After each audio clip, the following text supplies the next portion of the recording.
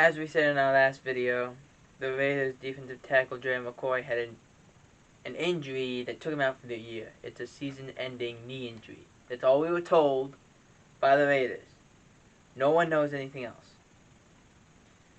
Andy Dalton dodged a serious injury in week 2. We all thought ACL, MCL, he was hobbling. You know, we thought the worst. Turns out, only a bone bruise. So, the transition to Justin Fields is not permanent. Maybe a week or two, if Dalton does not play. Here's a concern, though, if you're Andy Dalton. Matt Nagy did not, and let me make myself perfectly clear, did not say Dalton is still the starter. It's getting to the point now where they realize Dalton is a good backup, but he's not a starter. He's not a starter, and also I think it's because the team around him isn't very... It's good if you could be creative.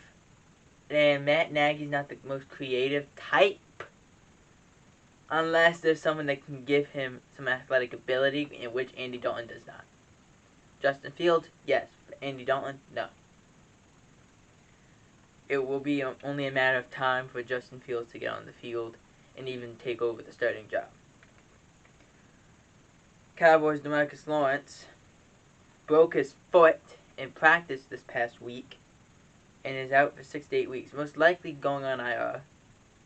Most likely is the best way to put it, because he was put on IR for 6 to 8 weeks due to the fact that he can come back. It makes it easier.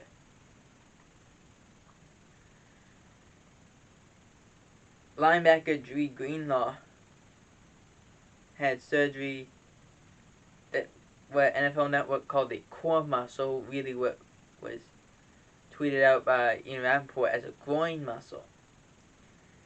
So, it's not believed to be season-ending. The question is,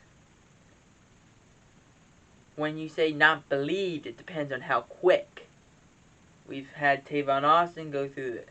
He tore his groin completely, and he came back within 8 to 12 weeks.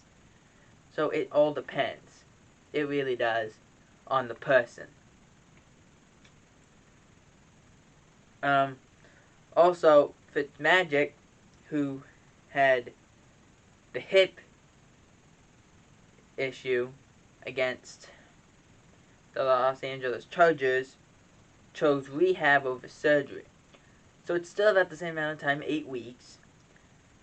But this is also dangerous, because for now, at least, he's out for 8 weeks.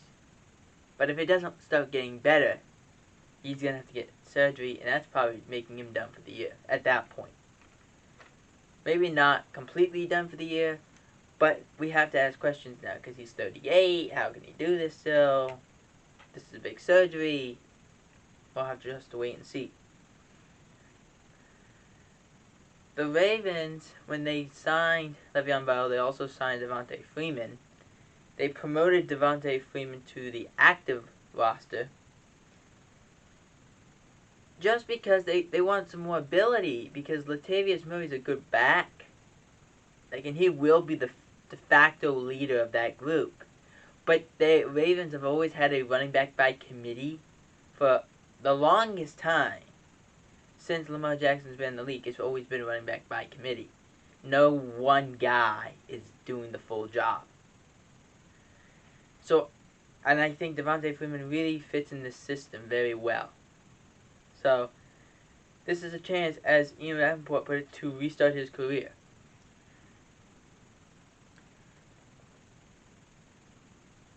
The question is now, is Le'Veon Bell next to the active roster? I don't know, to be honest. But if there's an injury that happens, most likely. Because he is a difference maker. The question is, does he get as much snaps as he wants? Or is he the guy that they just put under Freeman? Because if that's the case, he's probably not going to like it. I mean, with the Chiefs, he was the second or third back and he didn't care. And we heard what he said about Andy Reid. It was not pleasant.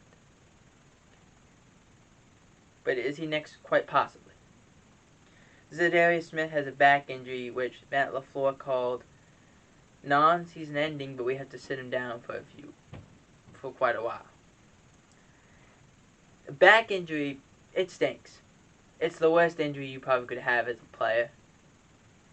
That there's really nothing they can do. It's more of just you gotta just do nothing. So it's not like you rehab. You're just forced to not do much of anything. You can't play, which means you don't get paid a lot more because you don't get your full paycheck. It's terrible.